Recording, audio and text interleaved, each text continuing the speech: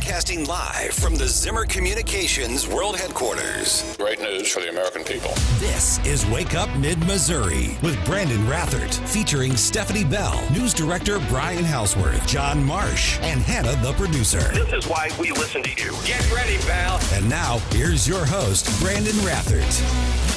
A Boone County judge ruled in favor of a former lawmaker in his lawsuit to add his name to the Columbia Board of Education ballot for April's election.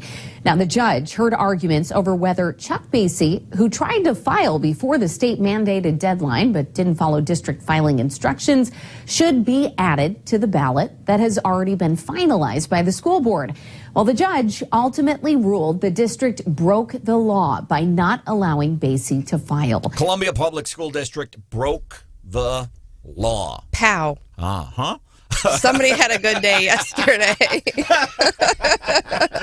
I hate that, man, that you take such joy in people's losses. But that's a good loss that the Columbia Public School District deserves for several reasons. We'll explain why. Welcome to the show, Wake Up Mid-Missouri. Chuck Basye, by the way, he is here at 7:10. There's Stephanie Bell. Good morning. Mr. Brian Houseworth is here. It's good to see you. Good to see you, man. John Marsh is there. Yes, sir. There's producer Hannah. Good morning. My name is Branden Rathert, 874-9390, 874-9390. Marissa Holloway there. You heard her from ABC 17. Judge said CPS broke the law. And my question, Your Honor, is Columbia Public School District, are they stupid or arrogant? Or they just dug their heels in and wanted to fight? Yeah, both. They're both. Arrogance, yeah. Yeah. Because I would think if they had a decent attorney, an attorney would have went to people like Yearwood and the Jaws there at CPS and said, hey, listen, there's state law. You can't usurp state law. I would think a good attorney would have done that. We've had this discussion a couple of times, and I think, my law partner, Mark Ellinger, happened to be on the show the day this all happened, and he said, yeah, I don't, this seems pretty open and shut. And I think last week, y'all said, oh, I think this is pretty interesting. And I said, nope, not interesting. I don't see any path forward for a win for CPS. I don't think they can do this. And I think ultimately what the court said yesterday is you're not allowed to play a game of gotcha. Do you remember that weird test your teacher used to give you with the instructions that would say, hey, you don't have to answer all the questions, just as long as you read the instructions and answer the first question and then go turn it in, you get all the points. Columbia was trying to play a game of gotcha. We're going to put all these restrictions on, and we're going to, get Chuck Basye because we don't like him. And the statute says what it says. You have to follow the statute. Columbia Public Schools can't change the state statute, and they got called out on it. And that's what made it interesting on several levels was the school district going, no, a good attorney would have said, hey, listen, you've got nothing here.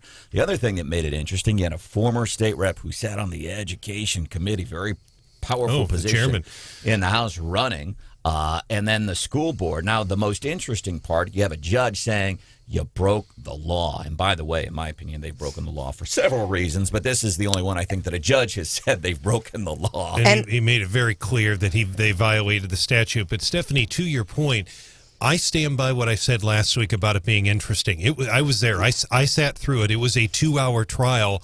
And to Branden's point about CPS's attorney, Horschmeyer, she stood up at the end of the trial. She stood up and said, Your Honor, what because he also said your policy violates state statute. She said, Your Honor, what policy are you referring to?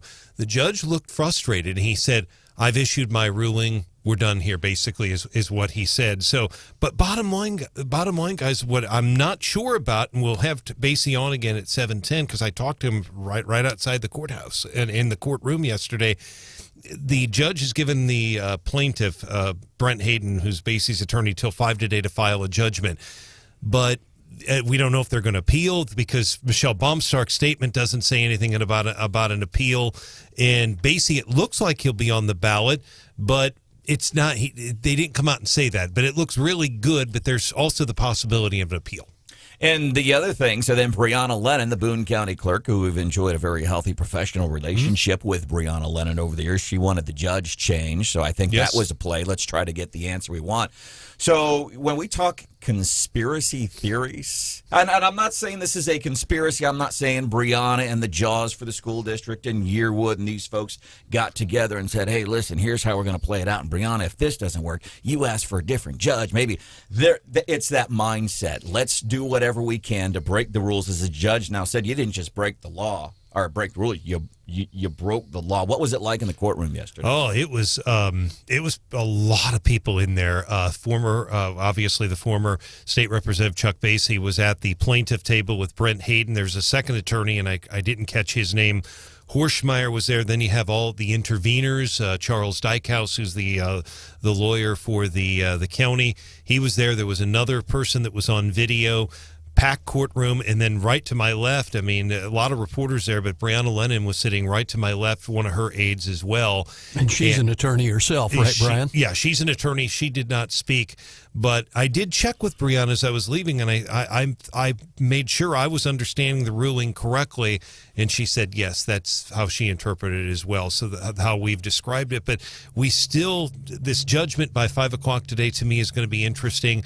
But it looks like he's going to be. But right now, Chuck Basye can't even participate in forums for the school board even now because he's still technically not on the ballot right now. And they already had a forum last week, as a matter of fact. And one of the big topics of conversation was the whole drag show thing where they took little kids to see the drag show. But the biggest thing that the candidates, from what I understand in reporting by the Missourian, was pretty much the candidates without fail. As a matter of fact, Steve Spellman, who does a lot of opinion pieces for the Missourian, is going to be here tomorrow as a guest co-host. He was there. The biggest issue was even the candidates were saying, your communication, it's been bad. It's detrimental to little kids. You got it. Frankly, Dr. Yearwood has to go for the benefit of the kids and of the community. He needs to resign, and I hope the parents don't quit pushing that. But if they would have just let him on the ballot and he just would have participated in the forum, I mean, he has gotten such incredible press, and Columbia Public Schools has gotten such terrible press over the last 3 weeks. I mean, this could not have gone better for Chuck Basye. And they, Columbia Public Schools is just known for kind of shooting themselves in the foot. If they just would have let him on and he would have participated, no one would have been paying attention hardly. I think. Well, why didn't they pay a little more attention to what Jay Ashcroft told us on the air when he said, whatever their policy is, it can't conflict with state law, I think was the quote, right, Brian? That's exactly right. And to this point, Stephanie, John, and Brandon, and this again gets back to CPS kind of digging in. Natalie Ann Horschmeyer stood up at the end of that trial yesterday, and she said there is nothing in the state statute that requires us to be open on the last day of filing. She said that in open court. And this goes back to, but the secretary says, hey, you know what? The statute says the initiative petition deadline, it usually falls on a Sunday. And guess what? I haul all the state workers in, and I'm there, and I've been there multiple years, and we all show up on a Sunday because that's what the statute says the last day is. And it doesn't give you any authority to say, guess what? I'm going to change the deadline. The one who said that, is she an attorney? Yes. A real attorney? Yeah, she says there's nothing. Here's my thing. I have a barstool knowledge of politics and the inner workings of election laws. But I think I know if you have a state law, not as an attorney, I wouldn't get up in a courtroom, John, and go, well, what are you talking 5 p.m. on December 27th. Well, and here's lawyers get into well, where do you draw the line? Well, okay, you have a rule that says, you have to get an appointment 2 weeks ahead of time, on Tuesday, and if your first name starts with a C and your last name starts with a B, then you can only register on, Wednesday between 12:02 and 12:04. Once you allow the school district to start putting in these silly policies and regulations, they could draw them so narrowly as to take people's right away to run for office. And again, Chuck Basye says he made the decision last minute, and the last minute decision was after the time where he would have even been able to comply with their silly rules. And so, as a citizen, you should be entitled to make your decision to run for office at 4:37 and walk in the office and fill out the piece of paper. And the only other thing I would add, again, it's Basye obviously has critics. There's no doubt about that, but he also has supporters. We had a caller yesterday on the radio station that said he lives in Jeff City. He's going to donate to him. I've seen some news headlines that say Basye won the case. He did, no question about it. But more importantly, for the reporters out there listening, I think the big piece from yesterday is Judge Jacobs in open court said CPS violated state statute. that comes directly from what he said. He said it twice. And then true to form, Columbia Public School District, anybody read the response from the mouthpiece for the schools? Today, the court reached a decision regarding candidate filing procedures for board elections when the legislature recently changed the statute, moved the closing date for candidate filings to a date that they didn't say. Hannah, did you read? What was your takeaway when you read this thing? Nowhere did they admit fault. Yep. And I think they would be given a lot more grace in this whole situation if they were just like, yeah, you're right. We messed up. We're going to work to fix it for the future. Instead, they're just kind of being like, yeah. And this is what I'm guessing State Senator Caleb Rowden, one of the things he and Dr. Yearwood, as people continue to push, he's got to go for the benefit of the community. Dr. Yearwood has to leave. And us aside, taxpayer dollars aside, kids, he's got to go. But I'm guessing this is one of the things State Senator Caleb Rowden and Dr. Yearwood talked about the other day. It's communications like this. It's that smug, there's just no ownership. No ownership at all. And again, we go back to that progressive mindset. You can look at progressives, whether they're elected office holders, whether they're heads of school districts, and that mindset. It's somebody else's fault. Like the lawyer in court yesterday. What statute are we violating? Well, the very one that we've been here dealing with this thing for a month now. That's the statute we're talking about. Ms. Attorney, my goodness. 874-9390, 874-9390. Chuck Basye, he's going to be joining us.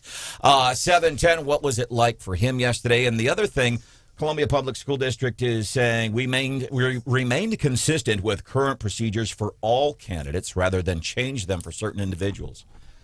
I would bet a week's worth of producer Hannah's salary.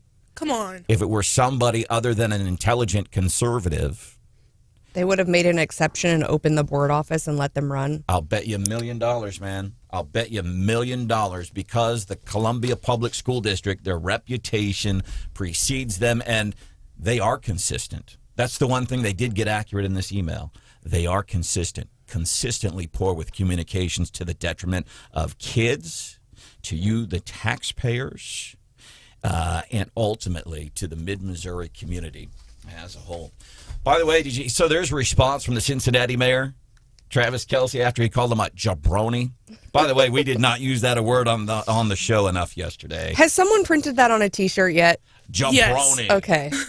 There are lots of T-shirts floating around. Good. The mayor of Cincinnati has responded to Travis Kelce in front of millions of fans on TV, calling him a jabroni for talking trash about the Chiefs and Arrowhead Stadium and all that. Plus, Mark Alford made an interesting speech in the House floor yesterday, one of our local reps. Some of the things we are covering for you this morning here on Wake Up Mid-Missouri, 93.9 The Eagle and 104.5 News Radio 950 KWOS. Getting ready for our daily D.C. rundown. We're taking you to Washington, D.C. What's up this morning? Hannah, I hope you're not holding your breath on the student debt relief. Might be bad news for you coming this week. And good news for the rest of us, maybe? I hope so. All right, it's coming up 5 minutes from now, the Daily DC Rundown.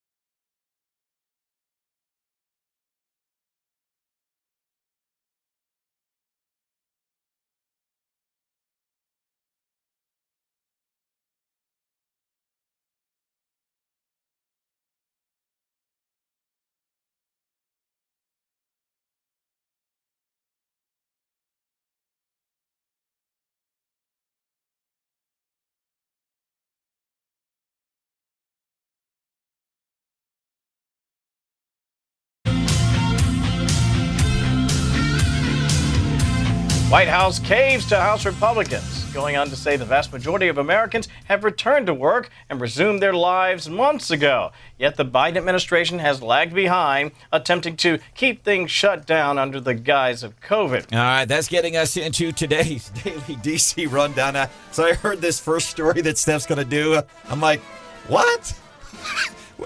We're still there? I had no idea. And that's why we do the Daily DC Rundown with Stephanie Bell. We've been saying the emergency is over for a while. Biden's been extending both the national emergency declaration and the public health emergency declaration.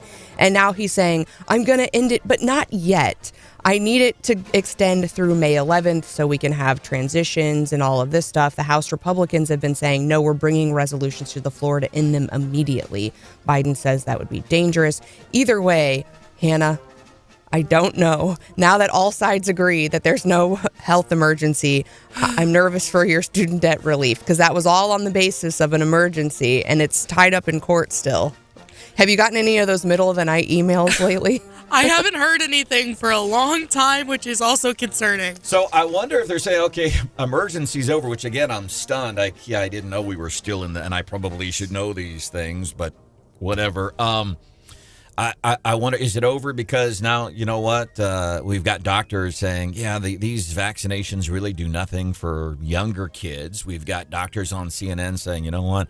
We really overreported the COVID deaths because we were sending people that died with COVID, not because of COVID. Are they ending the emergency? Because now they're saying, you know what? We're just going to dole out vaccines just like we do the flu. Is that why, I wonder? Well, and it's also going to call into question some Republican policies as well. If you recall, some of these border policies are based on the declaration and on the basis of emergencies, and that's policies that Republicans are in favor of. So now that Republicans are saying, you know, the emergency's over, let's end it, how they continue to justify some of these other policies will be interesting to watch in coming weeks. Those policies are also tied up in court. Also happening in Congress beyond the Swifties and Live Nation being in last week, Twitter employees are going to be expected to be testifying next week before the House Oversight Committee. We know this. We knew when Republicans came in, they were going to ask questions about Hunter Biden, and that's exactly what they're going to do. They're going to bring in these former, because there's a lot of former Twitter employees out there. Most of them were fired, but they're going to bring in 3 former executives about, the Hunter Biden story. We'll have the former chief legal officer, the former deputy general counsel, and the former head of safety and integrity. Of course, former CEO Jack Dorsey, when asked about the Hunter Biden story, said, it was not, the company's communications were not great. And blocking the article with zero context was unacceptable. Now they will have to answer more questions. And I'm excited for these kinds of hearings because I think there'll be more. What else were you blocking? We know the Hunter Biden story. We know a lot of other things. We've known, as a matter of fact, Mr. Bailey, our attorney general in Missouri, he's detailed this very well on his Twitter account, this really collusion between these big tech companies and political opponents that think differently than we do. I'm anxious to see what else comes out in this stuff. And despite what we've heard about the showdown as far as spending and the debt ceiling, the Treasury Department said on Monday that it plans to increase borrowing during the first quarter due to low income tax receipts and low cash on hand. They plan to borrow $932 billion with a B during the first quarter. That's $353 billion more than they were projecting to borrow. So very fun. Billion with a B. Coming up just a few minutes from now. Chris Arps, chrisarps.com. Check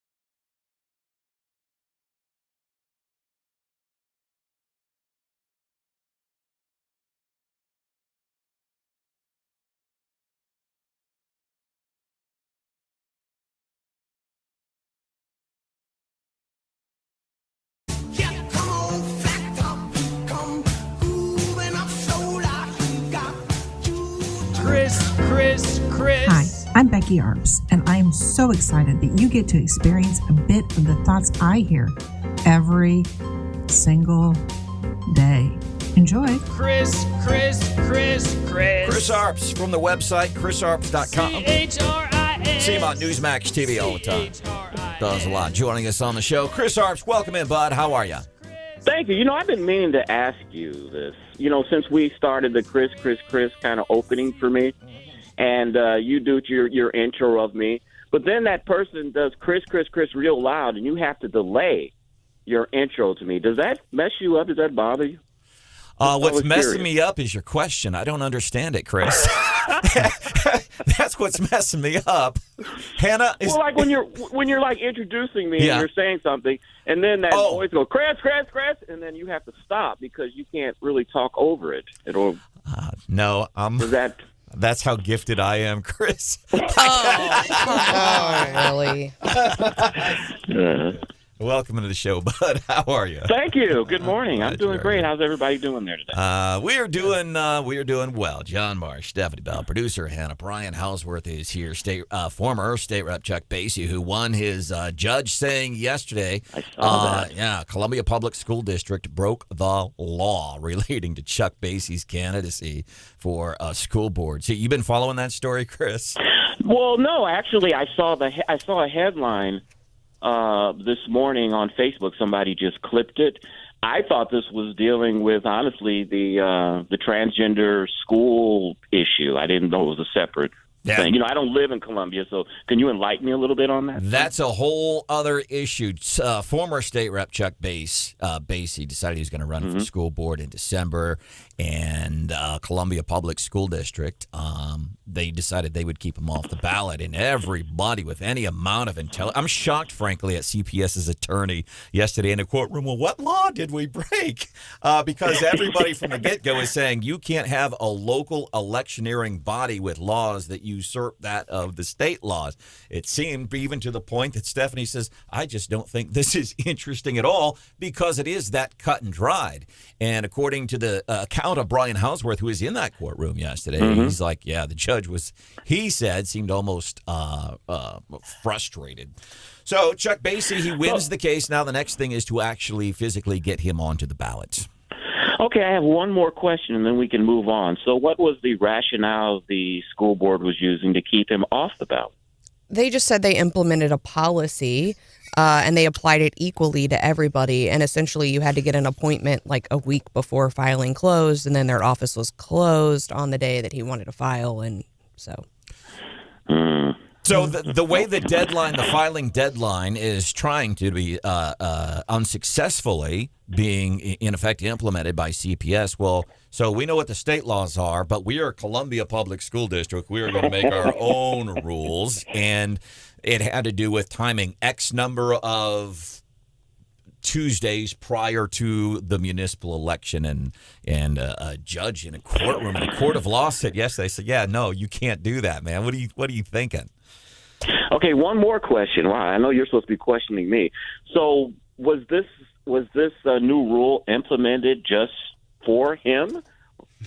No, so they're saying it was something that had been in place. Now, we've got a response from the school district after the judge said yesterday CPS broke the law. We got a letter that has no acknowledgement of, hey, we messed up. But they are saying the district is pleased that this issue appears to be on the legislative agenda for this session.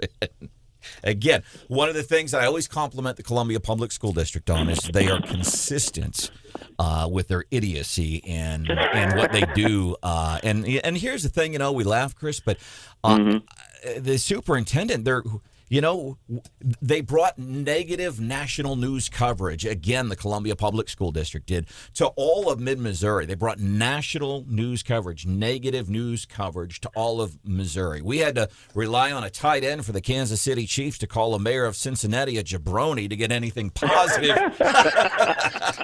for us. So that's it's just they're consistent with the poor communication. Judge saying yesterday they broke the law. All right, I'm going to show my ignorance here. What is a jabroni?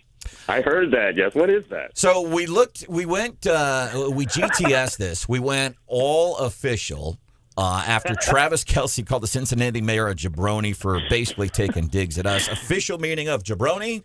A foolish or contemptible person. So he got intellectual with his criticism there. I thought it was something derogatory. I was like, can you say what it is on the air? So he went intellectual on it. It's an idiot. You know, they say football players are stupid and dumb, but he went intellectual because I'd never heard of that word before. You get points for using the word jabroni. He'll be one of our Travis Kelce will be one of our winners of the week. 8:35. Do I have to spell it correctly? Is it GABRONI? No. No? It starts with a J. J? Jay. For sure, no Jay. First coined by The Rock in the WWE ring. Really? It's a WWE term. It's a quote. That whole quote, shut your mouth, the whole thing. I knew that, but I thought jabroni was a word prior to WWE. Made popular by The Rock. I will admit I am not and have never been a big WWE fan. I feel like the only male on the planet that's not. But I just no. It was just too Hollywood, just too scripted for me. Weird. Give me rest, and you can relate to this, Brandon. Give me wrestling at the Chase any day. Yeah, some straight up old local wrestling at the Chase on Sunday mornings on KPLR Channel 11. Rufus R. Jones. Oh yeah. All right, welcome welcome into the show. So the wrestling and the disaster that is the Columbia Public School District. And by the way, I feel bad for the teachers and parents and students in there. People say, get your kids out of public schools, especially Columbia Public Schools, move, do homeschooling. There are some other options. Matter of fact, one of the things we're going to be talking about today, legislation in Jefferson City regarding school choice that might offer some help to parents. Let me ask you this. Chris Arps, ChrisForArps.com. You see him all the time on Newsmax TV. Also has his own show now in St. Louis in the afternoons. What's been your take on the whole Tyree Nichols police beating video? I thought it was interesting. More people charged yesterday. Now they're charging EMTs for not rendering aid to Tyree Nichols. I think there's a bunch of different things that are going on there. A couple of big takeaways from where you sit. Well, just like everyone that's seen the video, it was horrific. It was inhumane. No one deserves to be beat like that. One of the controversies that often happens when there is a police encounter like this is you'll have those on the right will say that even though this person was beat and all of this illegal stuff happened, if they would have just complied, then maybe the beating or the situation may not have happened. And I've seen that over the weekend and these last couple of days, people talking about Tyree Nichols. He didn't comply, that he wasn't putting his hands behind his back as the officers wanted him to do. If you look at that video, they say that he was given 71 commands. A lot of them were contradictory. You remember one part of the video where they tell him to get on the ground, and he's already on the ground. So he's confused. He's hurt. I am with the argument with a lot of these folks, and they say, if these folks would have complied, then maybe the situation would have happened. But I look at this situation with Tyree Nichols, and I'm like, you know what? The way they were beating him, and he really didn't seem like he did anything wrong, that if he would have put his hands behind his back and would have allowed himself to be handcuffed, then he would have had no way to defend himself at all. And they would have, they did, but they would have beat him probably to death right there on the street. So I think the reason why he wasn't putting his hands behind his back is he felt he didn't do anything wrong. And if I am completely prone like this and not being able to defend myself, these officers are going to kill me. Interesting take, Christopher Arps this morning on Wake Up Mid-Missouri, because here's what I wonder, especially with this whole, what was it, a Scorpion task force? It was a special dedicated team to going after some of the really hard stuff in Memphis. Yeah. People talked about the confidence with which the officers beat that guy, like maybe this was a regular occurrence and maybe they had a reputation and this kid knew about the reputation of this Scorpion task force team. And I'm wondering if these officers, because they had to have known that this is going to be on video, whether it's their own body cams, whether it's surveillance footage, to think that this is going to be okay because our higher ups are going to get our back. That's what I think. And this is what I don't understand and what I start to maybe take issue with. I don't know. I wasn't there that night. All I know is what everybody else knows, what they saw on the TV. But now they're charging some EMT workers for not rendering aid. I almost wonder, listen, we just saw 5 cops beat the living crap out of somebody, literally beat the guy to death. And we want to try to go in and give aid. What are those cops going to do to us? I think it's a fair question, at the very least, to ask regarding that. In the latest rumors, I don't know how true it is. Of course, this is internet rumors. A lot of people are saying, how in the world could these officers just beat this guy like this? Did they know him prior? Was there some type of prior meetings with this guy? And like I said, this is just a rumor, hasn't been confirmed or anything. But there is talk that Tyree Nichols may have been dating one of the cops' ex-wife. And that there are rumors, these are all rumors, have not been confirmed, is that this cop was taking pictures of Tyree Nichols after the beating and sent those pictures to his ex-wife. Interesting. So I don't know how true that is. That's just what, that's on the rumor mill on the internet right now. Today in Jeff City, I'm guessing this is coming up again, policing in the city of St. Louis. Lawmakers in Jeff City, they want to do kind of what we've done in Kansas City, and that is, hey, you can't handle your business when it comes to policing. We're going to take over your police department. This is always kind of an odd one for me. I always believe in local control, except when it's as bad as what we're seeing in places in St. Louis. Want to get some of Chris's thoughts. Chris Arps, chrisarps.com. Want to get his take on that. Coming up 5 minutes from now here on Wake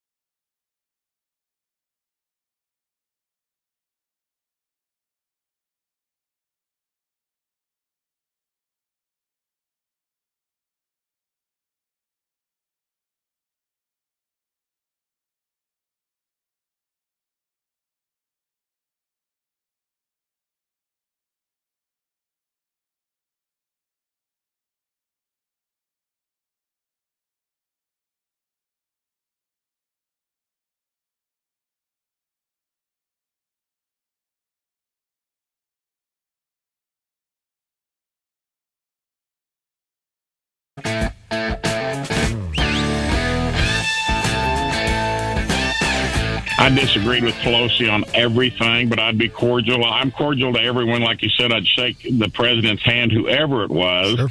and I would encourage Mark Alford and Eric Burleson to get there and sit on that aisle like I did. Former Congressman Billy Long on the show yesterday. By the way, he's going to come in, I think, one day next week and guest co-host here on the show, making the drive from Springfield. Come hang out. He's going to try to take Stephanie's place. Awesome. Impossible task, but Billy Long come in and co-host one day next week here on Wake Up Mid-Missouri. I am Branden Rathert, joined by Stephanie Bell. Good morning. Producer Hannah. Good morning. Brian Houseworth. And John Marsh is here, too. My name is Branden Rathert. Chris Arps joining us on the show this morning, chrisarps.com. Before we go forward, yes. I've got to do this. Okay. Don't be silly. Vote for Billy. Don't go wrong. Vote for Long. I just had to get that out. I was hoping that he was going to drop some new one-liners on us yesterday now that the campaign is over. Hopefully he has some new ones for us next week. He probably will, especially if he's guest hosting. We're hopeful. That'll be very lively. Because he comes on, we get kicked off of social medias, we get into Rolling Stone magazine, all kinds of cool things happen whenever Billy Long comes on to Wake Up Mid-Missouri. I love me some Billy Long. I will admit that here on the airwaves. Yeah, love Billy Long. He's a cool cat. All right, joining us on the show, Chris Arps, chrisarps.com.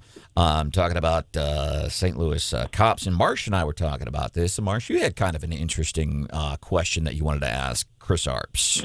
Yeah, Chris, Post-Dispatch reporting City of St. Louis going to pay $5 million to settle claims to the crowd who was arrested during the 2017 protests over that police officer who was acquitted for shooting a man there. Boy, $58,000 plus a person. Your take on that? It's very interesting you asked that, because yesterday on my show we had former St. Louis County Police Chief Tim Fitch on, and I asked him about that question about quote-unquote kettling.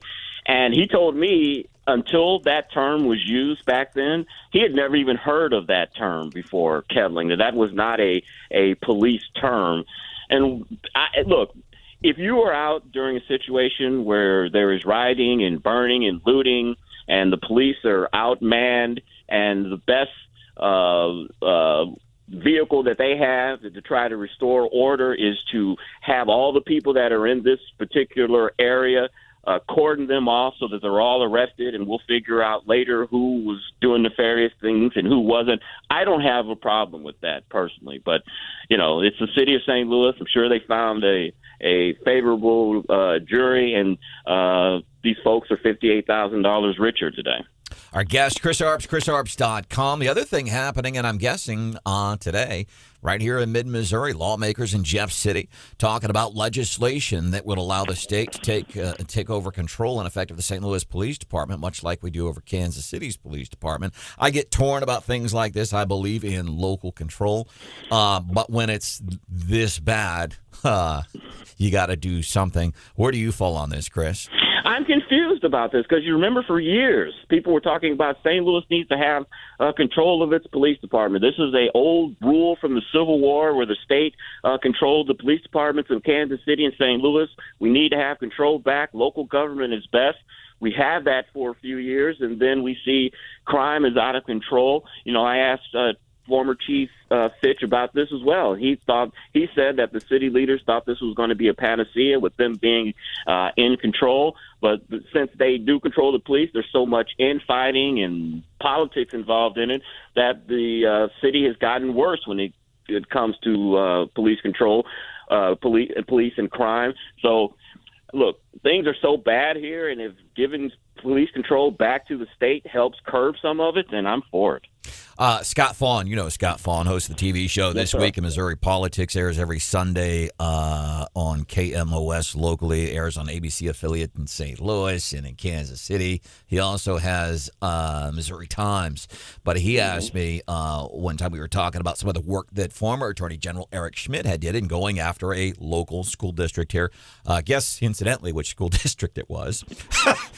It was Columbia Public School District anyhow. But he got me. He's like, well, but local control. And you want Columbia Public Schools to have local control, but it gotten so bad where you had to have people on a state level like Eric Schmidt coming in and say, no, man, you gotta do something different here. So I think it's always an interesting challenge when you talk about state trying to take over some of these local things. Because here's my thing. I don't live in St. Louis. I've got relatives that live in St. Louis. Anyway, Christopher Arps, chrisarps.com. When do we see you on Newsmax next? Thursday, 5:30, 6, and 7. All right. And if you get on to chrisarps.com, some really cool stuff up there. I'm guessing that because you are listening to Wake Up Mid-Missouri, you're definitely going to dig his website. Chris, see you next time, bud. Thanks, guys. All right. Chuck Basye, he's joining us.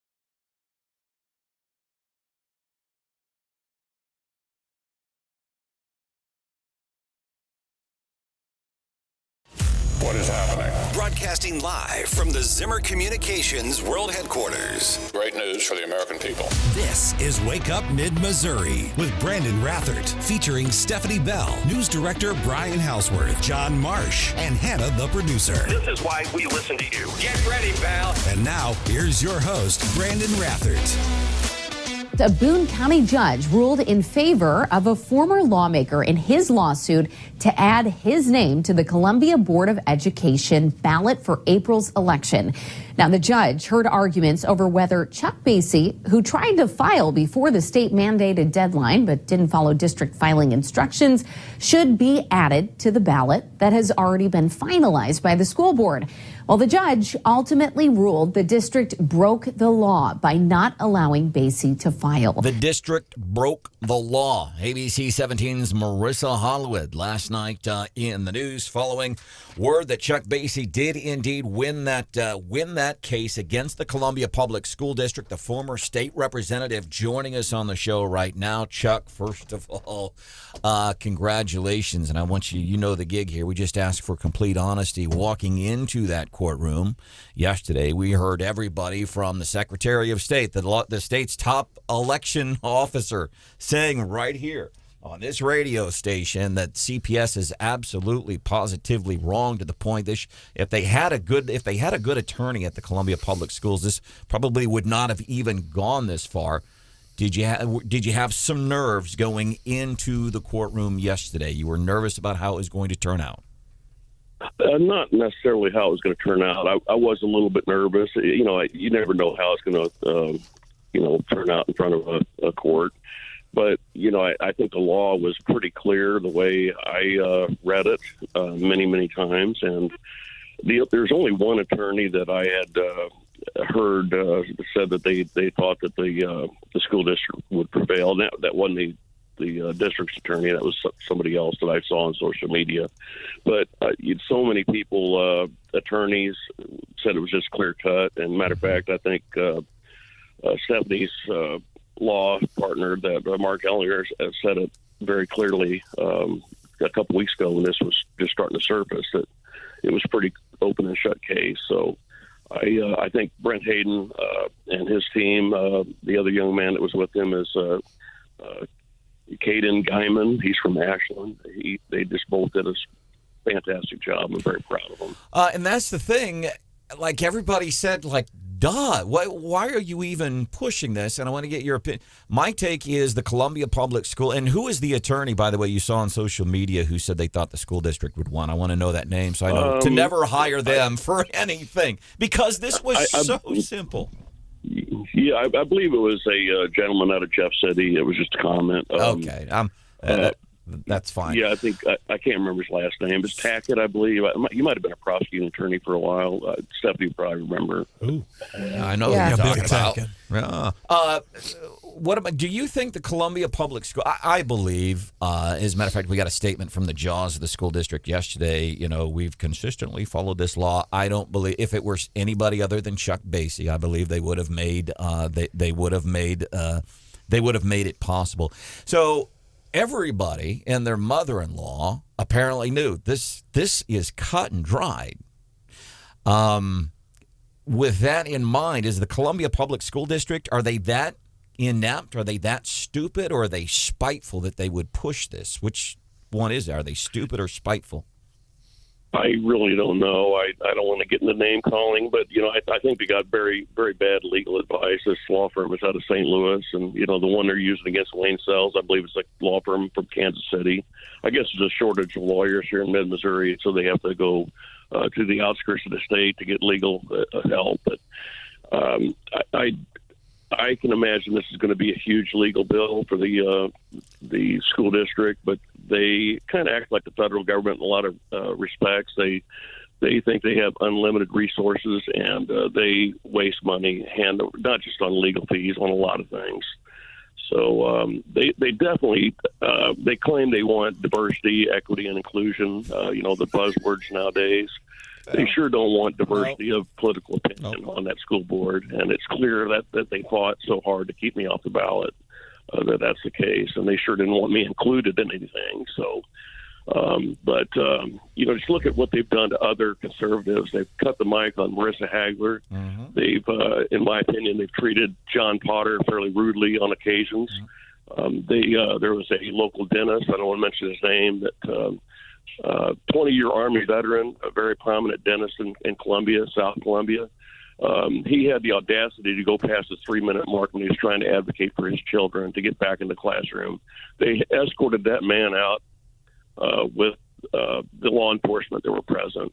It's just that kind of stuff that is unacceptable in today's society, that they should not treat people that way. And I look forward to getting on the ballot. It's going to be a tough race. It's tough to get elected in Columbia if you're conservative, but I'm going to give it my full effort. Obviously, former Representative Chuck Basye was in the courtroom yesterday, sitting at the plaintiff's table, and I was in the courtroom. There's one sentence here, folks, and I'm going to read it to you because this really, and it's one word in here specifically that sums this whole case up. 2-hour hearing, but it all boiled down to this sentence here, quote, and I want you to listen carefully because it's very, very clear. There's one key word here, quote, if the closing date for filing a declaration of candidacy for any office in a political subdivision or special district is not required by law or charter, comma, the closing filing date shall, emphasis mine, shall be 5 p.m., comma, the 14th Tuesday prior to the election, end of quote. Representative Judge Jacobs made it very clear in his ruling, shall was the key word there. But he also said something else that has not gotten much media attention. He has given you a deadline of today, you and Mr. Hayden, to file a judgment. What can you tell us about that judgment? Well, I think the big contention, I think you heard it, Chapter 536.050, is going to require the school district to pay the legal fees that was that I encountered. It's going to be substantial. They put a lot of work on this. Brent Hayden worked over the weekend on this. He's got a lot of time. So does the staff, the other attorney, Mr. Guyton, put a lot of effort in there. And I'm just so proud of what they did. And if I end up having to pay for it, so be it. But, I think the school district should step up and take care of this. They were wrong, clearly wrong. And as you mentioned already multiple times this morning, they won't admit it. They never do. They never take responsibility for their terrible, inept actions. And one other, if I could point it out real quick, a little over a year ago, when the Attorney General issued the release about no more masking for children because of the court case there in Jeff City, that same day some students showed up, and right or wrong, they were escorting them kids out of 2 Columbia high schools for not wearing masks. Law enforcement, they were removing children out of high schools. And that same night, 2 different high schools in Columbia had packed arenas for high school basketball games. Hardly a mask in sight in those 2 arenas. That's the kind of crap we need to put a stop. It's just terrible leadership at the school district. And I think Michelle Baumstark should resign, find another job. And Dr. Yearwood definitely needs to resign. And I agree with you. And these aren't personal things. These are for the benefit of the community. Dr. Yearwood needs to go. He's brought, it's not just this. It's a whole bunch of things. And I'll go back to when the whole government pandemic started 3 years ago. Government said, we're going to shut down. And it was a common sight. There are photographs out there of Yearwood wanting all these kids to wear a mask and do this, and there was a restaurant that he was at all the time going maskless. Our guest, Chuck Basye, this morning here on Wake Up Mid-Missouri. Chuck, in your time at the Capitol, no secret that you bumped heads with the folks across the aisle on so many education issues. I guess the question is, if you get on the ballot and get elected, can you even work with this school board? Well, I'm going to work with them. I think depending on what happens with John Potter, I'm hoping he gets elected also. But I think there'll be an awful lot of 6-1 votes, or if John's on there, it'll be 5-2 votes. But that's the process. But I will certainly have a voice. I'll be able to see some of the fine print, some of the financing, what they're paying for contracts, who they're hiring, who they're cutting loose, how they're treating people, hear the conversations behind closed doors. And, I think that is what is not being heard right now. We have no idea what they're paying for these outside entities to come in and train the teachers to teach this critical race theory nonsense. But I fired off a couple of sunshine requests last night. I sent them out before, and they denied them. said they wanted me to pay for them, but we'll see what happens. I really I think they're going to deny them again, and I might just fire off another lawsuit on them again. I'm really fired up about this. I'm sick and tired of the nonsense that's coming out of that Aslan administration building. I think they're entirely incompetent. Many people just they have no business being in the position they're in. It's run by a bunch of inept, progressive-minded people, and they have no respect for the other side of political thought, and it needs to stop, and it needs to stop today. So, we've heard your call for wholesale leadership changes and more transparency. Other than that, what's on the Chuck Basye platform for school board? Well, they need to get back to the basics and focus on academics. The Columbia Public Schools is doing a horrific job. The last scores, I don't have them right in front of me right now. And this has been declining since the mid 2014 or so is when it started doing a nosedive. They're going to try and say it's COVID related, but it's not. This has been happening, declining year after year after year. And they're failing these children when they go out into the world and try and make a living. These kids are not going to be prepared to be successful. And that's the one thing you'll never hear them talk about is the poor academic scores. They brag about their graduation rates, but there's a big difference between graduating and being educated. And that's what we need to focus on and get away from all this other social justice crap that they're trying to force down everybody's throats with this diversity, equity, and inclusion stuff, because it's not working. It won't work, and it needs to be out of the public school system right away. Friday, I was at the Columbia Pachyderm meeting, and somebody had brought in some charts, which is accessible to anybody if you dig deep enough, but it shows the cost per student in the Columbia Public Schools and then their test scores and kind of showing the average of like, hey, ideally, here's what it should be, and it's nowhere near where it should be, and that's why I agree, there's a lot of them, especially the mouthpiece for the school district needs to go because of the frustration. Even today, we saw the response today after a judge told them, said yesterday, of course, you broke the law. There's still, the legislation's carrying this. There's no ownership.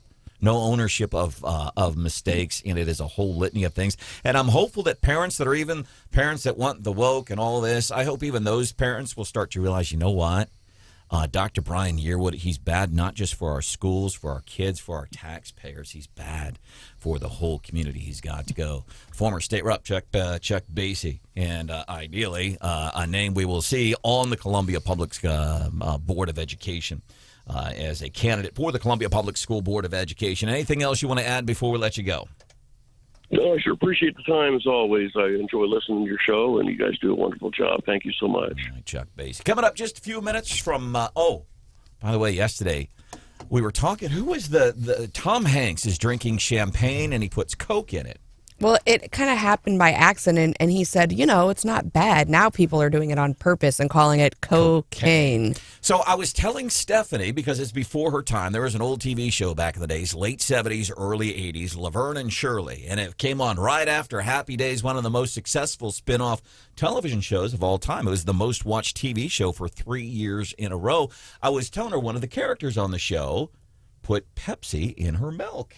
Gross. Oh. Yeah. Well, that woman, Cindy Williams, she died yesterday. And I think it was that character. Wow. That's sad. That was just really, the timing was just like odd. We just happened to be, seriously, when was the last time anybody's ever talked about the TV show Laverne and Shirley? We were talking about it yesterday. Coke and milk. Coke and milk. All right, coming up, we're going to be doing What's Hot with Hannah. What do you have for us today, Hannah? Remember that story about the escaped leopard? From the Dallas Zoo? Yeah, there's an update, and it's not good. That's coming up just a few minutes from now. It's What's Hot with Hannah here on Wake Up Mid-Missouri.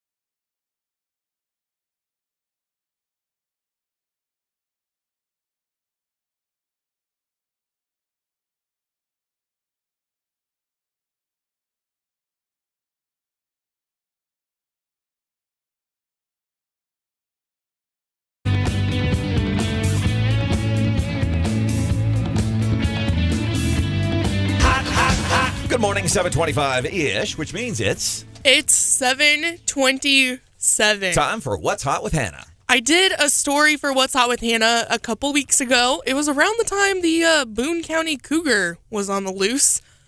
It wasn't Stephanie Mountain lions. There it is. I was rude. There was a zoo in Dallas that lost a leopard. Her name was Nova, and they discovered that somebody had cut the fence to Nova's enclosure, and for several hours they had a leopard on the loose in Dallas because they couldn't find their zoo animal that someone apparently let out, or they allege that someone let out.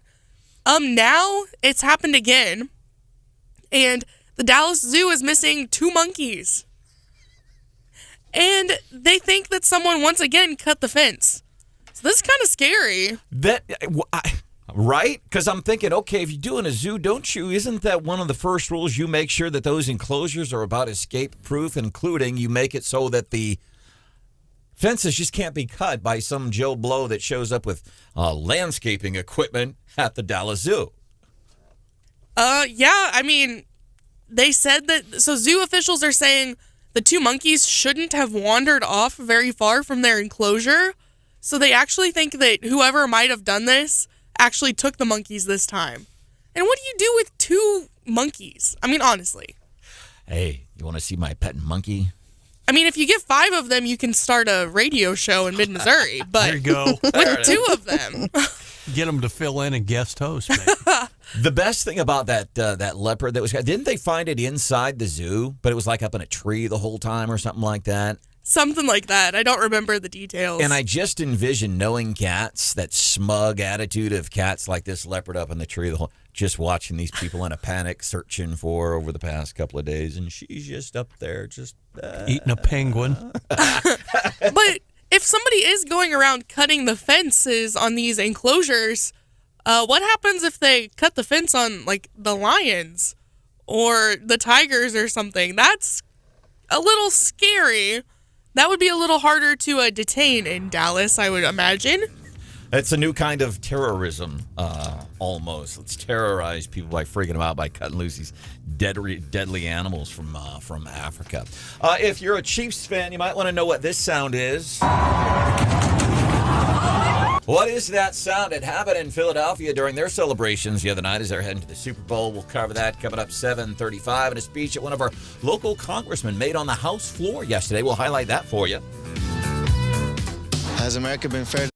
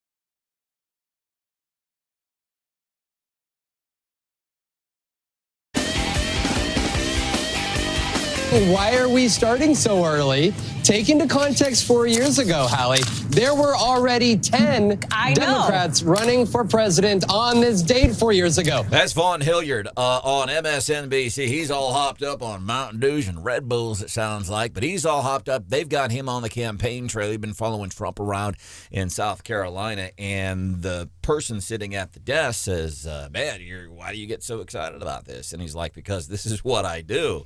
And she said something to the effect, well, isn't it kind of early? And he brought up a really good point. You think about it, a couple of years ago, 4 years ago, we had 10 people already in this, and right now it's just one. And on the Republican side, it's Trump. There's talk of DeSantis, and I think there was a Republican governor in a northeastern progressive liberal state that's talked about running for president. But he's saying right now it's Trump. There was a reporter for The Atlantic. I skimmed through the article, didn't read the entire thing. His name is McKay Coppins. And he's talking about some of the murmurs within the Republican Party. And you think about the Republican Party as a whole with the re-election last week of Ronna McDaniel as the chair of the RNC. And maybe you don't know kind of how that works, but that's kind of an important function, what the chairperson of the party as a whole does. And there was a lot of distaste for Ronna McDaniel. Harmeet Dillon, you see on Fox all the time. She was here on the show. She was running to be chair of the RNC, but they reelected Ronna McDaniel. So a lot of things going on in the Republican Party, but apparently this Atlantic writer says within the Republican Party, there's a lot of folks saying, all right, what do we do about Trump? We love the Trump ideas. We love the Make America Great Again ideas. We love America First. We love all of that. One of the reasons we like Ron DeSantis, for example. But what do we do about Trump? And apparently there's a big collective, we don't know what to do. And there's some of the Republican Party saying, well, what do you mean? What do we do about Trump? And here's what I will say. And I'll go back to 2015. Sorry, Hannah. Did you hear my eyes roll? Yeah, because every time I feel like, because people get triggered if you say something that might be perceived as negative about Trump. They do. Yeah. So I think context is important here. I got my tail kicked for a long time on this show because I backed Trump in 2015. You should back Cruz. You should back Marco Rubio. Didn't do it. So understand my support of Make America Great Again ideas. Republicans can love Trump all they want. And we can look at the 2020 election as proof it didn't work because there's other people besides Republicans that are voting. There's a lot of independent, middle-of-the-road people milling around outside of the tents. And that's who Republicans will have to get to win a presidential election. And I just don't think, listen, we love Trump. But when you start talking about those independents, those people that are just kind of moving around from tent to tent, Trump is not going to get those people. Welcome into the show. Can we start talking about some of our local races? Is it too early? Well, they're saying it's not too early, though, to talk about Trump, but no one wants to be the first one to get in. And so everyone in Iowa is like sitting around twiddling their thumbs. And a lot of folks were there last year campaigning for other people, but conveniently in Iowa. But yeah, I think once the first person's out against Trump, we're going to see the floodgates open. But it's really weird. And we talked about, it was weird that he had campaign stuff this last weekend and no one was really talking about it. And so weird that then he even had to talk about it and said, hey, I know everyone's talking about how like it doesn't seem like I'm really out there, but I am, and I am angry. But I'm here. I'm here. But he doesn't sound angry. He doesn't sound like himself. He doesn't sound like Trump. It's weird. And it's because maybe that's one of the things he needs to do. But then what do we do? Like, oh, it doesn't sound like, and I'm guilty of this too. I'm like, but you're not doing Trump. Go out and do Trump. I don't care if you, listen, DeSantis, there's a whole bunch of other people that could take the mantle of what you did and still do that with their ideas. You go out and you do your comedy sets every night, man. Keep doing that because that's what we love. By the way, coming up, one of the reasons I love Senator John Kennedy is because he's smart and funny. But what happens when he goes off brand? He still nails it. We'll get into that 7:50 probably. Welcome to the show. It's Wake Up Mid-Missouri. Stephanie Bell, John Marsh, producer Hannah Brian Houseworth is here. My name is Branden Rathert. Glad you could be here. So if you're a Chiefs fan, you want to know what this sound is.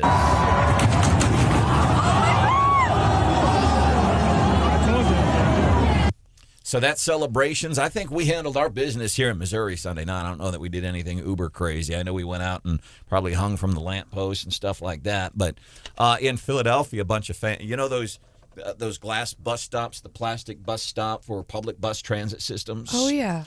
They're standing on top of that. Wait, in the sound clip you just played, is there a guy in the background saying, I told you so? Yes. Yes, and I'm glad you caught that because I wasn't sure about the quality of the sound. Marsh, did you catch that? I did not. So, and that's the part where it breaks, and then you got some dude in the background. Told ya. There's a Branden Rathert in every crowd. Told ya. Typical guy thing to do. I bet this is the same guy every time he goes to the fridge in the middle of the night to get a glass of water. He looks back at his reflection in the refrigerator and flexes. Like, look at me. I bet. Do you speak from experience? No. Or he talks on the radio every day about going to the gym. So that's some fan. They just fell through the top of a bus stop. What did they expect to happen? I told you so. I don't know. Philadelphia fans. Anybody seen how much any tickets are for the Super Bowl, Marsh? Yes, sir. Yeah, what do you got? Uh-oh. Bottom end Super Bowl on Ticketmaster this morning as he quickly pulls it up. 6,000. Top end, 25,000. Yikes. Each. Have you seen where people are calling for Donna Kelsey to be the one to flip the coin at the beginning of the game? Aww. Isn't that sweet? But then, also hard because if she flips it, it's going to favor one versus the other. I don't know that I'd want to do that. Well, she had the pictures of her yesterday. She had the Siamese jersey on. Yep. And Yep. half of it was Eagles, half Chiefs. By the way, the Joseph Asai, he was the guy in effect that gave the Packers gave the Chiefs, I should say, the chance to go to the Super Bowl. He was the one that nailed Mahomes after he was out of the end zone, 15-yard penalty, scooted the ball up to where the Chiefs kicked the field goal that sent us to the Super Bowl, which you can go to for upwards of $25,000, according to Marsh. Each. So this guy's name is Joseph Asai, and following the game, I want to set this up a little bit. He's got another Bengals player with him, which I thought was really cool. This guy, and I think he's a rookie. I could be wrong. Young ball player. I think he's 22 or something like that. So Yeah, he's not very old. Gosh. So he's got another player standing with him. His name is B.J. Hill, and B.J. Hill is kind of running interference for the guy. And I will tell you, Joseph Asai, he's in tears the whole time. They kept showing clips of him on the sideline, just head in hands. It looked like sobbing. And as excited I was that we won, I was kind of my heart was breaking for him. And they just get the camera off of him. Right. They kept coming back to him, just sitting there crying. This is him handling his, and I give him points. I give him a lot of points. And I get it. People, well, he's a football player. He makes millions of dollars. He's supposed to come out and talk to the media, but he's also a human being. And I think when you mess up that bad, you basically slingshotted the Chiefs into the Super Bowl. When you mess up that bad, that's hard to deal with as a human being. I would guess. I've never tackled Patrick Mahomes on the sidelines and been penalized 15 yards for it, but he's got a player running interference for him, and he's just sobbing throughout this entire thing. I don't know if you'll be able to hear the sobs, but he's handling his business. That's a good question. Overall, what it looked like guys were coming up to you on the sideline as you went through that. What was that like having guys come up and kind of like I said, it was great knowing that I had the support of my teammates, and I just gotta, like Sam was saying, I gotta learn from experience, and I gotta know not to get close to that quarterback when he's close to that sideline. If there's anything that could possibly cause a penalty. So his team had his back, and he said, "Well, I've got the experience now." Ideally, that's one of those you want to know even before you do that, but you're caught up in the game and stuff. I like how he owned it, though. Yeah. And, Columbia Public Schools could take a note from that interview. Man. But, yeah, he is 22 years old. Yeah. But you know what? You're right about Columbia Public School District. How the kind of grace they might get if they said, you know what? And whether it's the test scores, whether it's what they did to little kids during COVID, whether it's poor communication, whether it's taking little kids to an event where there's drag performers and they knew it, how much grace would people be willing to show them? Or the President of the United States of America? Be honest with the documents. How much grace would people show this local school district if you come out and said, you know what, we really did communicate poorly there? We're turning over a new leaf. We've got some new leadership. We've made some changes. If you're a parent, you want to show up to the meeting, we'll happily listen. We'll hear you because it's your kids and your taxpayer dollars in the school district. They mentioned in their statement, too, that there's going to be new legislation coming to kind of, I don't know what you would say, outline it clearer?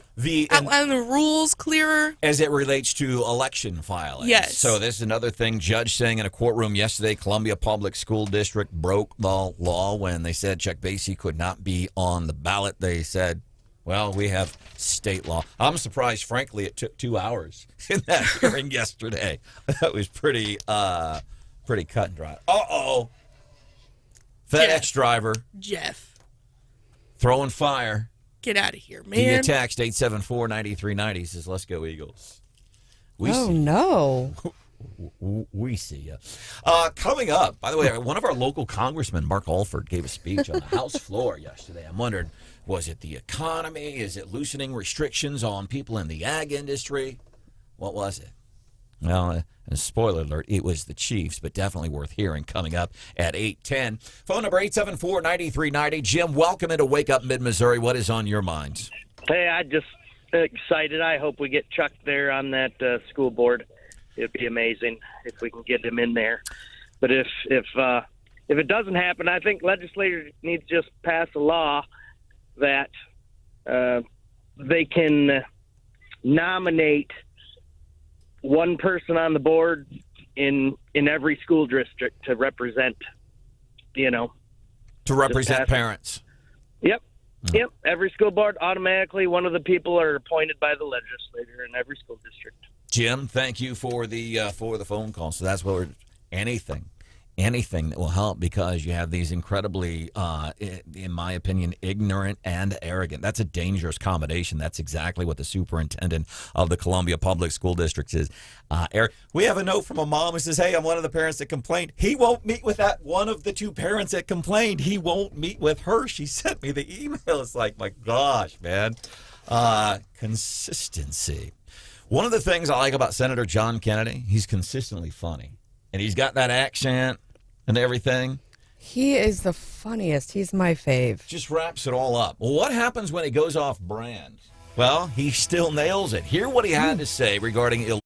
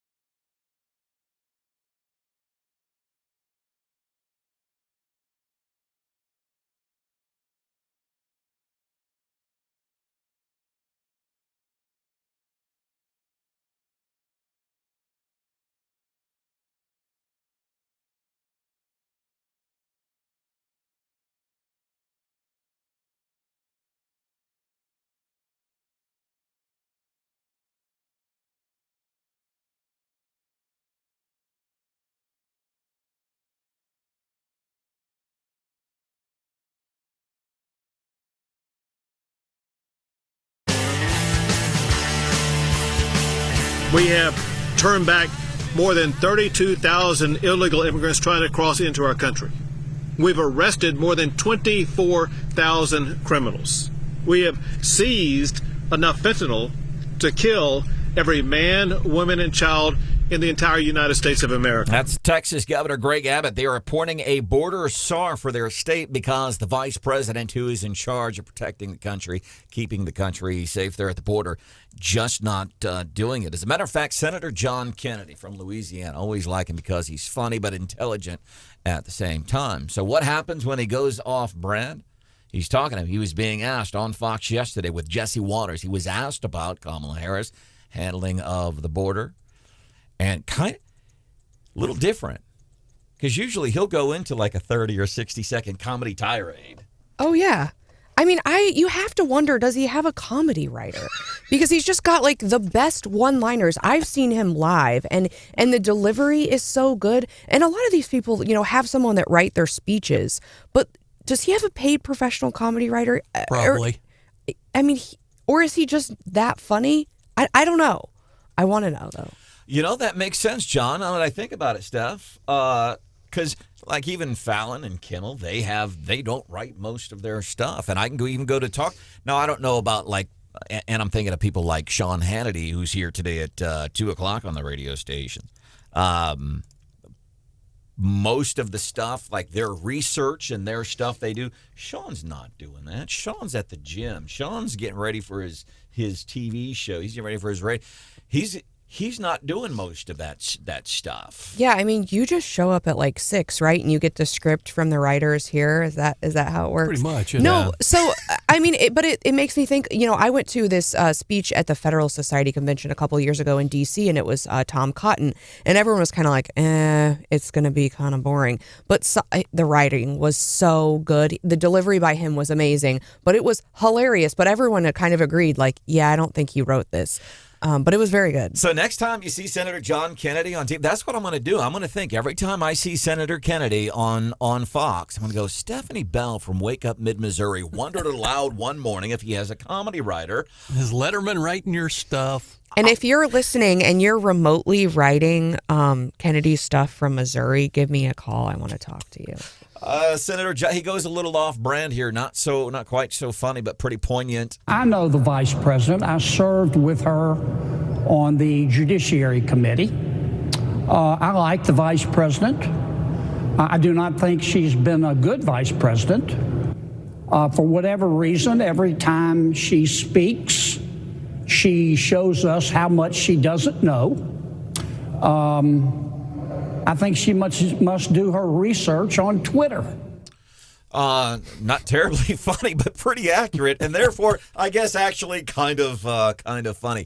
But he did, and he goes like a whole minute. They say, okay, Mr. Kennedy, what would you do regarding the border? And he had some really good things. He says, you're coming here for political asylum. We need to do a better job of really rooting out, because that's not what they're doing. And if you are coming here for asylum, you stop in a bordering country of where you live. For example, if let's say you're in Nicaragua, you go to a country around Nicaragua. You don't come up to the United States. And then keeping people in Mexico while their claims are vetted. And then he said, finally, he says, and it really is that simple. He says, just finish building a wall. So you've got Senator John Kennedy, you've got Greg Abbott. They're just in desperation. What do we do here? My favorite John Kennedy line here recently, he was upset about something on the floor of the Senate, and I'm paraphrasing, our country was founded by geniuses, but it's being run by idiots. Coming up a little bit after 8 o'clock, one of our local congressmen, Mark Olford, making a speech on the House floor yesterday. Wait till you hear what he was talking.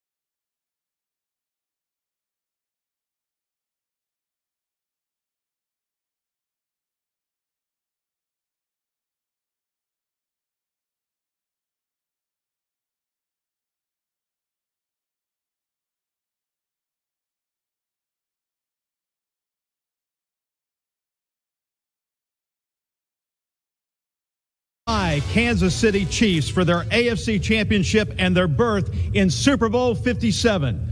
Like many Missourians, I could not be prouder of the effort put forth on the field last night.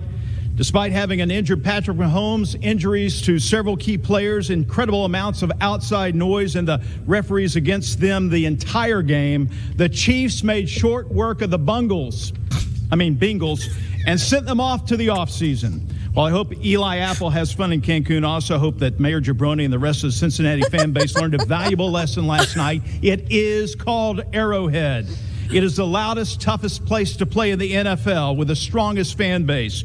A special thank you to Patrick Mahomes, Harrison Butker, Travis Kelce, Chris Jones, and of course, Joseph Asai for all their wonderful efforts last night. We couldn't have done it without you.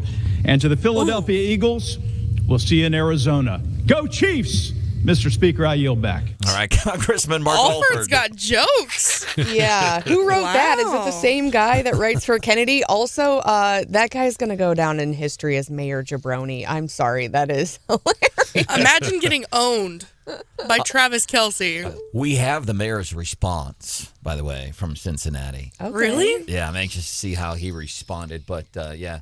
I think the best response would be to just keep his mouth shut. Yeah. Right. Jabroni. Shut your mouth. Mark Alford with. So Stephanie asked a really good question.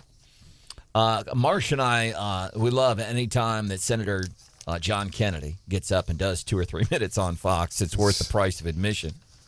But Stephanie started wondering, maybe he has a comedy writer. And so now I think anybody, if you heard that segment we did about 15 minutes ago here on the show, anytime you watch Senator Kennedy on Fox News, you're going to be, what? I heard Stephanie Bell on Wake Up Mid-Missouri, 93.9 The Eagle, 104.5 News Radio, 950 KWOS. Wonder aloud if Kennedy has a comedy writer for his appearances on Fox. We'll always be thinking about that. Mark Alford with, I thought this was pretty good. Work of the Bengals.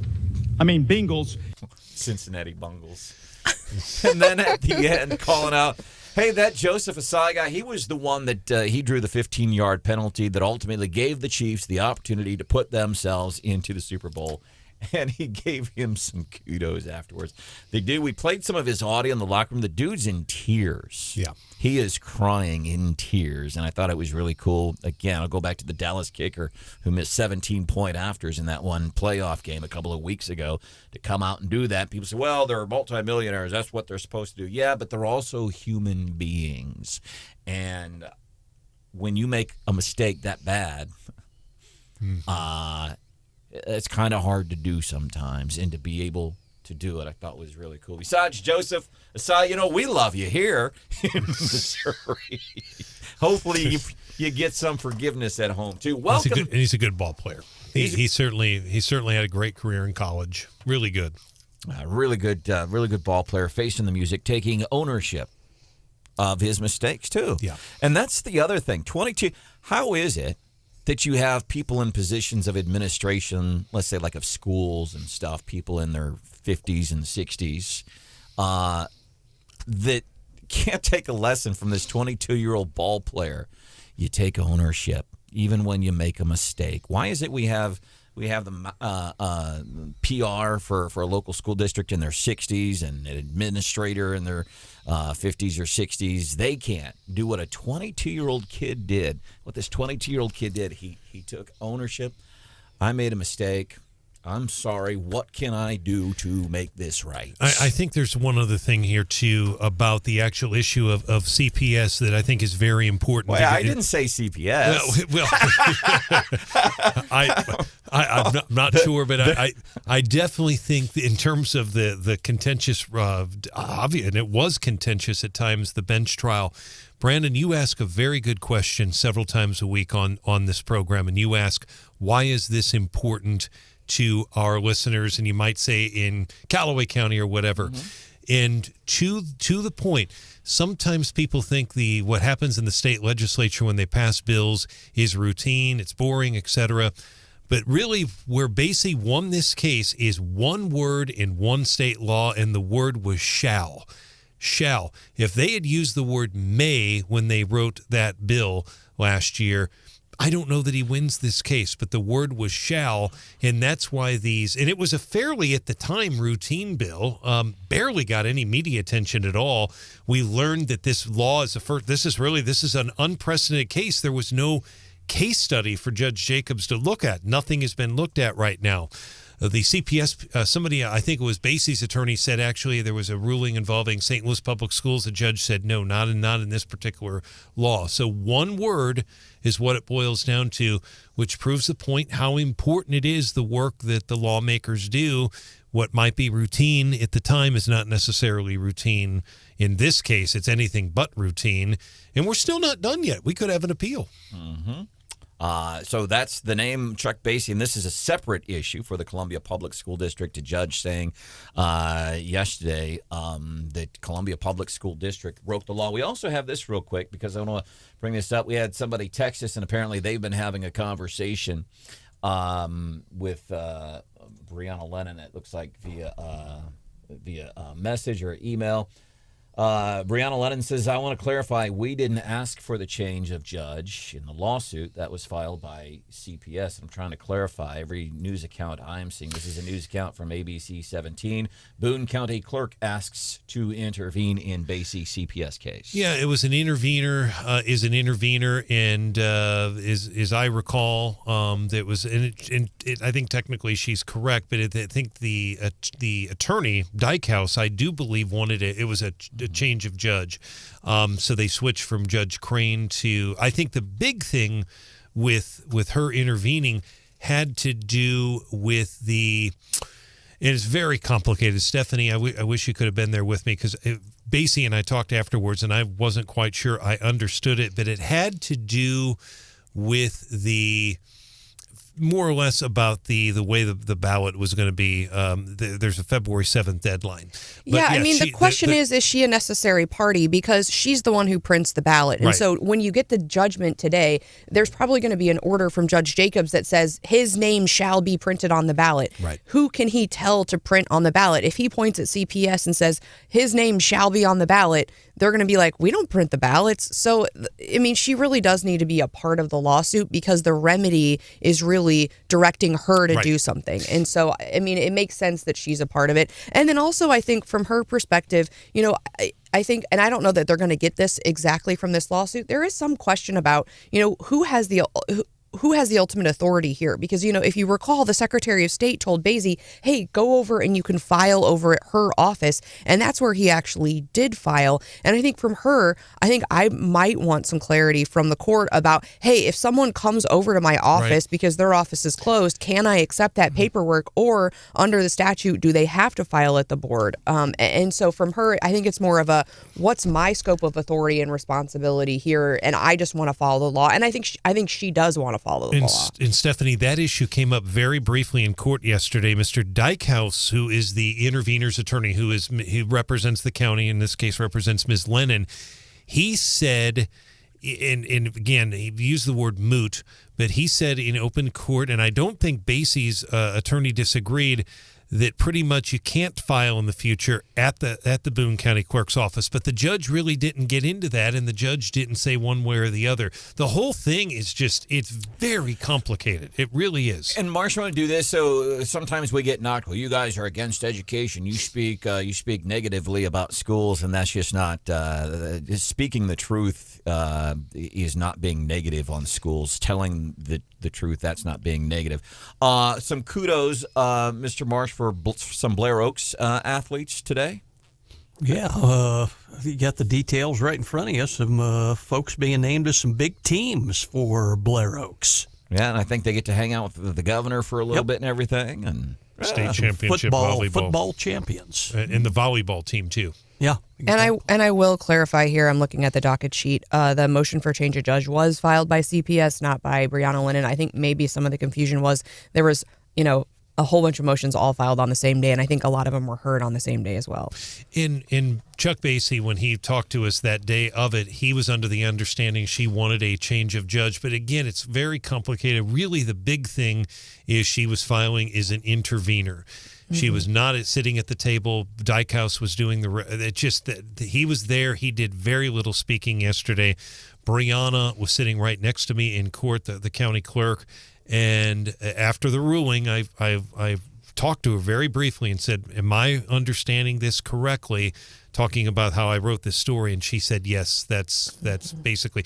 So she's a lawyer. She's very, very good to work with. But again, filing is an intervener, and that's even hard to explain in layman's terms. But that's really what she is. She's an intervener. The thing I keep going back to from, we heard, I think KMIZ talked to Bill Tackett, the former Cole County prosecutor, and kind of their legal expert that they use on 17. And when they talked to Tackett, he said that the school district policy appeared to be a jive with state statute. And then he said this could always be challenged on constitutional grounds, which kind of caught my attention. Well, and it very well could. I did see that piece, but it won't happen right now. If they challenge that particular law on constitutional grounds, that's going to be at a later date because they've got to get the ballot done by February the 7th. I don't have the number right in front of me, John, but that bill, it was pretty bipartisan. I think it passed in the House, let's say 150 to 5, and I'm going from memory. It was so routine, it didn't even get any media coverage.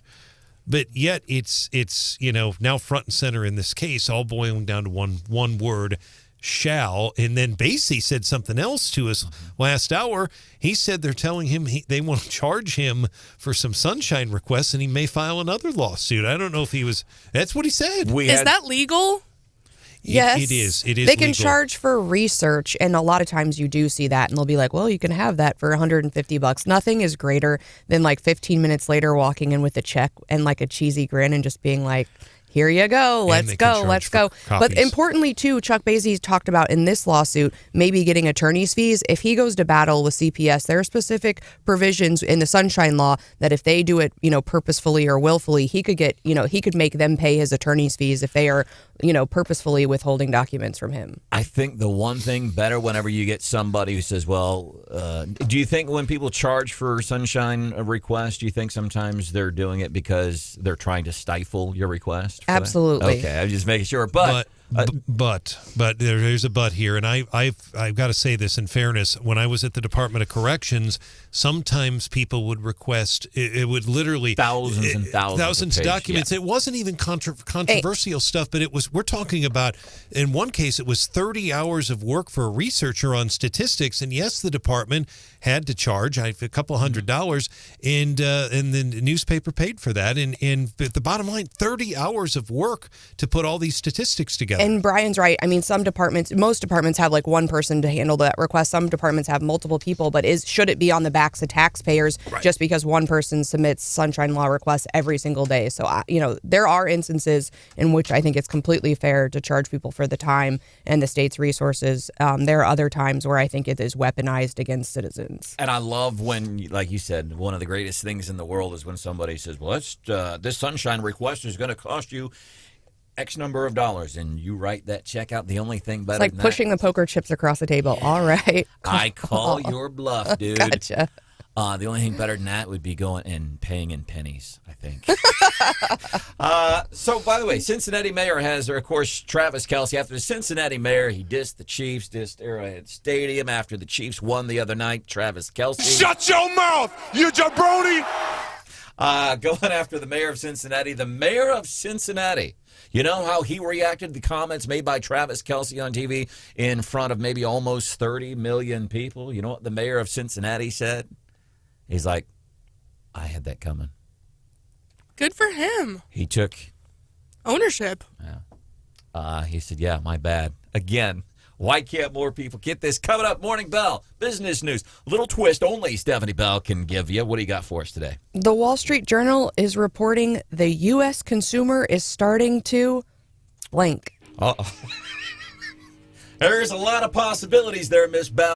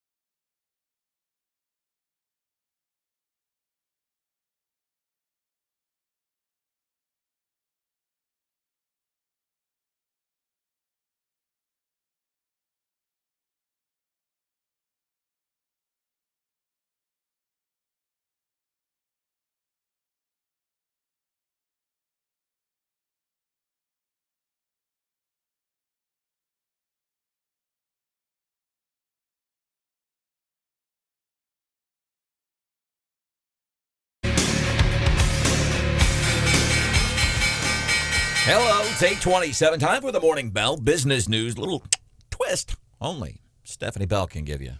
Do we have any guesses? Sorry, I don't know what I was doing there, Hannah. I don't either.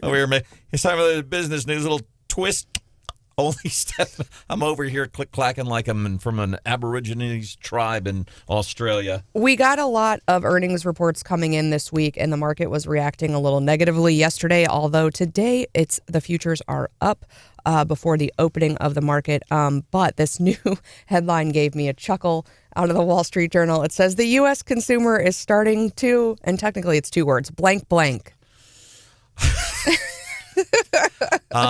Poop rocks? Is that one of them? Can we use that? I think we're going to count that. Okay. Freak out. And I'm like, so the U.S. consumer is starting to freak out. And I'm thinking, Wall Street Journal, is that a technical term? Like, that's not the term that I would normally expect from the Wall Street Journal. But they're comparing how much disposable income folks had, how much savings people had, the percentage of adults who are spending more money than they have coming in, which is a lot. Depending on your income range, but even folks making $100,000 or more, they're saying that 2% more people now are spending more than they're making than they were a year ago. For those under 50,000, 7% more people are spending over what they earn. So people are just not keeping up with, I think, rising inflation and everything else. And then they talked to some business owners, and I thought this was really interesting, mainly because I don't know anything about tattooing at all. And so I found this fascinating. But they talked to a tattoo artist in New York City. He said he's got lots of customers. They book way out. And a lot of these folks do like the day-long tattoo sessions, multiple sessions. And he said, in December, he had 15 cancellations for full day slots. And so these people had thought earlier in the year, I'm going to have the money to do this expensive tattooing, and had said, hey, had to call and say, it's no longer in my budget. And I think a lot of small business owners are probably experiencing something similar. And unfortunately, everybody's trying to keep their heads up. Starting to see some of that happening locally, too. Good morning. It's Wake Up Mid-Missouri. I think just local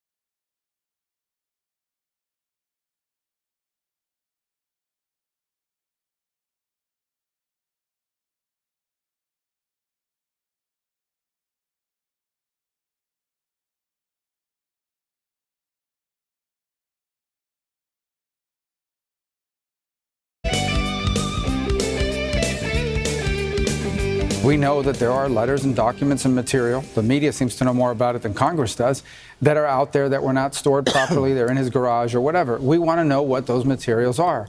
The Justice Department possesses them, but the intelligence community knows what they are, and they are refusing to tell us which materials they are. Marco Rubio, senator from Florida, former presidential candidate, saying, okay, so we know that Joe had documents. Quit knocking them, because when they were in his garage, he had the garage locked. Quit knocking the guy. He's saying, we want to know what was in those documents, and frankly, so it took a couple of months to find out that documents had been uncovered prior to the midterm election. Took us forever and a day to find out about those. The American people probably should have known. And now, what's in those documents? Hopefully, we'll know soon. Unless, and what, don't hold your breath. I know. Or what if there's nothing in there? What if it's you go through those classified documents and they never should have been classified in the first place? It's just Stephanie Bell's recipe for fruitcake or something. You know what I mean? Could be. Welcome to the show. There's Stephanie Bell. Good morning. There's Mr. Brian Houseworth. It's good to see you. John Marsh is here. Good morning. There's producer Hannah. Good morning. My name is Branden Rathert. Glad you could be here. By the way, John and I, we're going to try to seek to understand regarding, there's a great, I thought it was a great opinion piece, although I don't really agree with it, from Michael Lester, Ward 2 councilman in Jefferson City, talking about Jefferson City housing study as it relates to what was tried to sell it to us as this is employee development, this is workforce development housing. It's affordable housing. I think, frankly, maybe some folks in the city, they may have done themselves a favor by being upfront and honest about what this really is. And they're going to say it's not affordable housing, but it is. It is. That's my take on it. What are we going to do, John? Beats the heck out of me. We're supposed to go on a tour of where they might be putting some of these. Yeah, there was 3 or 4 different apartment complexes that they applied and did not get the HDC money for.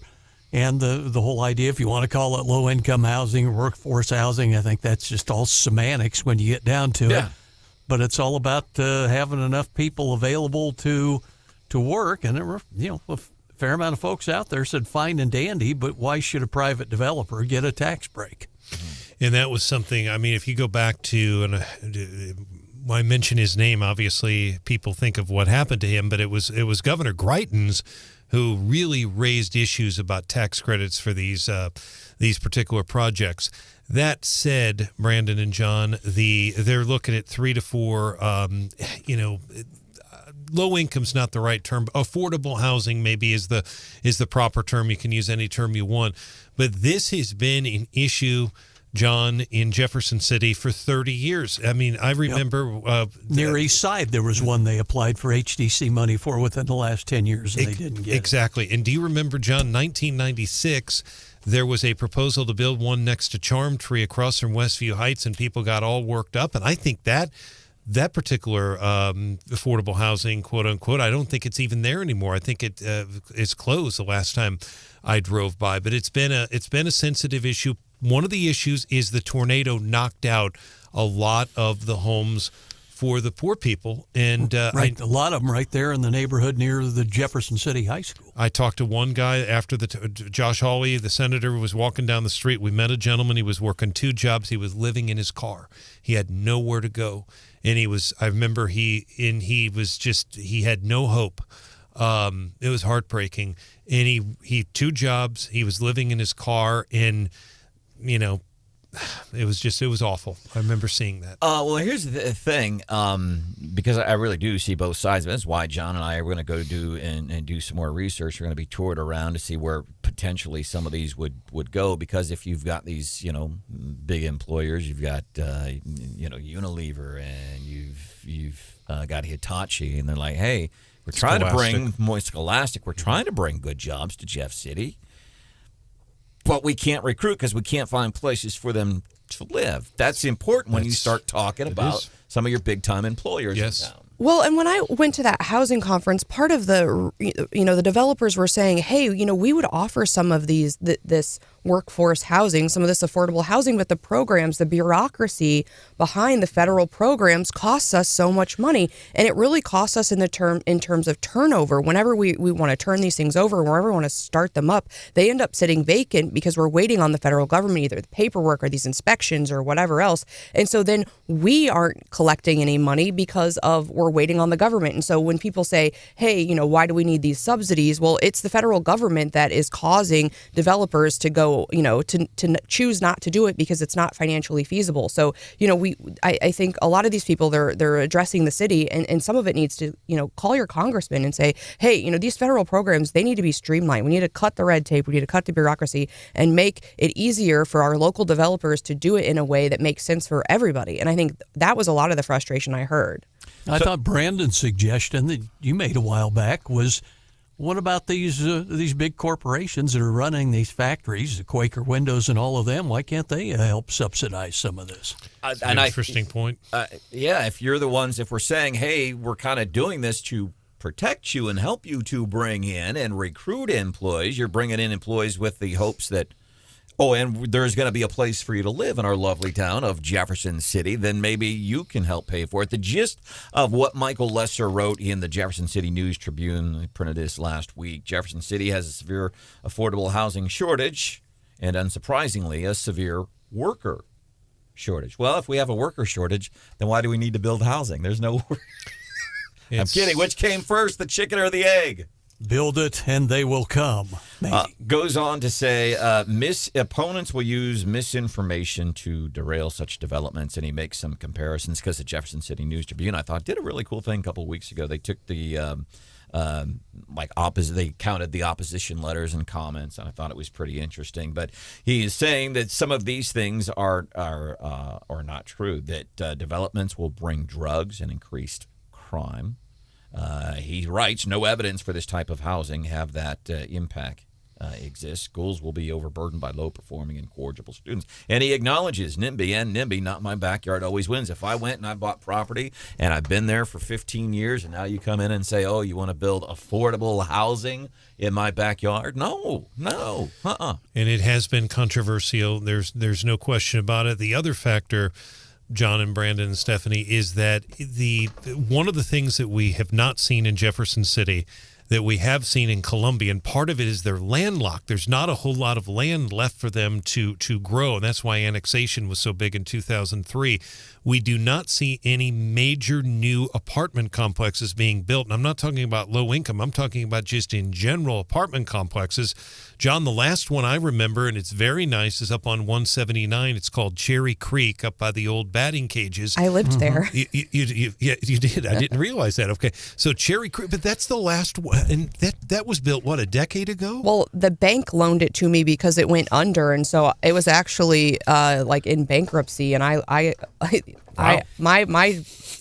my leasing agent was the bank at the time, and it was in 2009 or whatever. And I talked to a developer when this whole discussion came out about the HDC money that didn't make it, that he said, well, he was thinking about building some apartments, but he was saying maybe I'll build 3 complexes, but these are going to be upscale apartments. They're not going to be entry level. Yeah, I mean, my rent at Cherry Creek was pretty expensive, and initially the concept was it was going to be sold as really nice, $200,000 condos. They were going to be sold as condominiums initially, and now they're apartments. But I want to go back to what Brandon was saying with the types of people that live in workforce housing, and something that I learned when I was at that Jefferson City housing conference. And I think, and it came from the mouths of the developers themselves, the people who deal with tenants. And they said, actually, we would, without this red tape and the issues with the government, we would love to have these people. They make some of the best tenants. And it's surprising, but they said, look, people who are really mobile, people who are constantly jumping jobs, we have to pay to turn those places over every time someone moves in and out and clean it and everything else. The types of people who live in workforce housing, they tend to live there for a long time, and it makes it really easy on us. Also, if you might have had some troubles in your past, typically you're on your best behavior. And so all of the developers stood up and said, no, they make excellent tenants. Some of our best tenants were our tenants on an affordable housing program. But because of, the government regulation and everything else, it doesn't make financial sense for us to keep offering that because of other reasons, not because of the tenants. In the Charm Tree development, I don't remember, and John, you and I were both news directors at the time, I don't remember any major problems over there. Some of the neighbors in Westview Heights were worried about it, but I mean, eventually, again, I think it's closed now. I don't think it's still you're open, right, Brian. But I don't remember any major issues at all. Off the text, 874-9390 from Bill. When I moved to Jeff City in 85 for a state job, lots of rental property near the Capitol. Now a lot of it is torn down. So it will continue to be somebody had the idea, actually, if you drive down 70 and you start going through, well, actually even in Columbia, but then you start going through Callaway County and you have all of those solar farms. Somebody said, seriously, not even trying to be funny, what if like affordable housing or places for the homeless, what if you put them out there at the solar farms where you've got this land that a lot of people are already displeased with what it's being used for? They say it's, and this is all we're doing is we're putting a solar farm there. Since we have this land, isn't there something else we could do with it? Like maybe workforce development housing or services for homeless people. Put them out there on these solar farms. Just a thought. We're just spitballing here. By the way, Passion. There was people protesting, union folks in Columbia, and they want more money. And it's some city workers. There's a local union doing a protest at Columbia City Hall, demanding higher wages. Now, the city spokesperson, told our news partners at ABC 17 that the city has given multiple raises just in recent years to laborers local 955 since April of 2021. They gave 2.1% in April of 21, another 3% later that same year, another 3% the next year, another 4% later that same year. So what do the protesters want? The goal was to let everybody know about the conditions, the lack of pay for the city workers, the trash workers, the mechanics, and just want them to get more pay and just be appreciated. We all want more pay, don't we? Isn't that what we all want? Yes.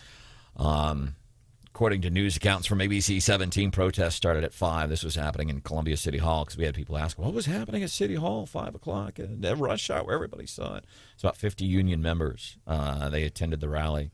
They didn't stay that long because they're passionate about higher pay unless it's too cold. Apparently the cold weather made them wrap up early. So they weren't that passionate about it. Coming up just a few minutes from now, before we get into the Gary Nolan Show, we're going to do some leftovers, some of the things we didn't get a chance to get to during the show today. We'll do that just a few minutes from now here on Wake Up Mid-Missouri.